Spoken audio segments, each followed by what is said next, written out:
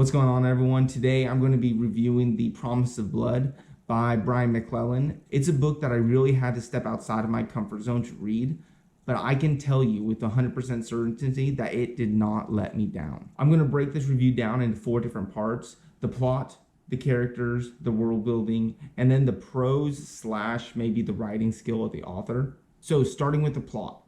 Within the first few pages, the story is set up. We start with some of the main characters committing a brutal coup and discovering a secret, like a mystery. So the rest of the book kind of has to deal with the outcomes of the main characters committing the coup and solving the mystery that comes to light when they're performing the coup. And if you're like me, when a book starts with that high of intensity, with the stakes so high, it makes me think that, like, how does it go up from here? Like, is this going to be the climax of the book?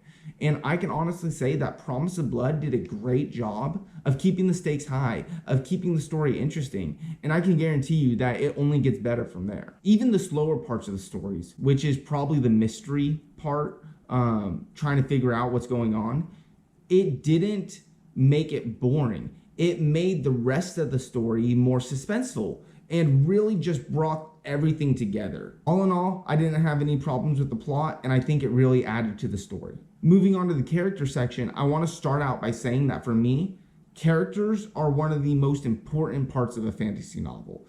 Characters and then the prose and writing style of the author, because these are what will make or break the book. In the fantasy genre, the world building and the plot typically isn't the issue, because the plots are usually exciting, and since most people go into fantasy because they love the world building aspect to it, the worlds are typically cool. They've got cool aspects and elements. So the plot and the world building aren't really the parts that typically make or break the fantasy genre for me.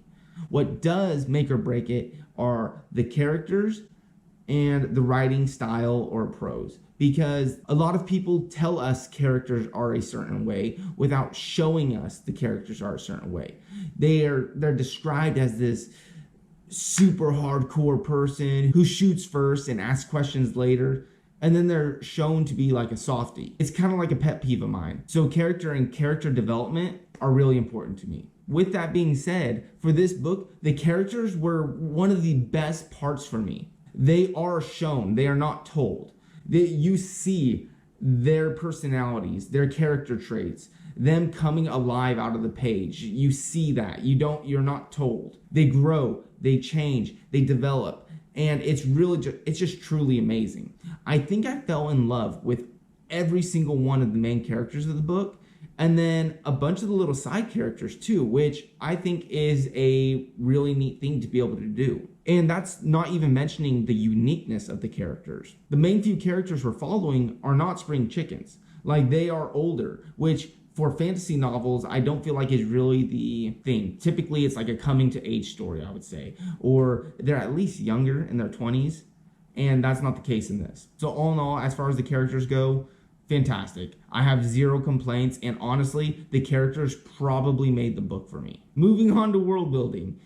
Even though I literally just said that world building typically isn't one of the things I have an issue with, for this book, I thought it would be. Because like I've said several times now, I do not read fantasy with guns in it. And it's not just regular guns, it's flintlock fantasy. So I was really hesitant to get started on the story. But he delivered. He was able to gracefully incorporate the guns into the magic system and just really made it work. Well, I guess I should say magic systems, because there's quite a few.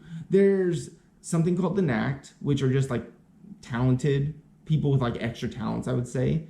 There's the powder mages, who kind of have power over gunpowder and projectiles, and gunpowder gives them special strength and skills. There's the privileged, which are kind of like the wizards of this world. And then there's bone eyes, I think they're called, which we don't know much about at this point. They're kind of a mystery.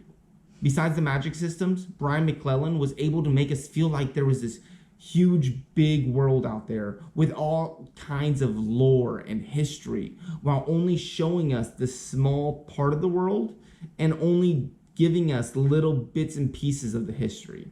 He even added cool stuff in about the food, and he made one of the characters the chef, which I'm not going to go into very much, but let it be known that he's awesome and really adds to the story. With me saying all these great things about the world building aspect to The Promise of Blood, I do feel that this might be the one part where a person's taste can affect whether or not they like the book or not. Because it is gritty and down to business. They do snort the gunpowder in order to give themselves powers. It just isn't going to be everyone's taste. And not to say that it was poorly executed. It was very well done. It's just that in one of Brandon Sanderson's classes on writing, he mentions how he hates fish. And no matter how well somebody cooks that fish for him, he's not going to like it. He can appreciate the effort. He can appreciate, hey, this fish is probably really well done, but he's still not going to like that fish. And I feel like that could happen with this book for some people. All right, the last section, which is going to be prose and writing skill or style, I guess. You can read the cover of this book. You can read the title and tell how the rest of the story is going to go. The title is Promise of Blood.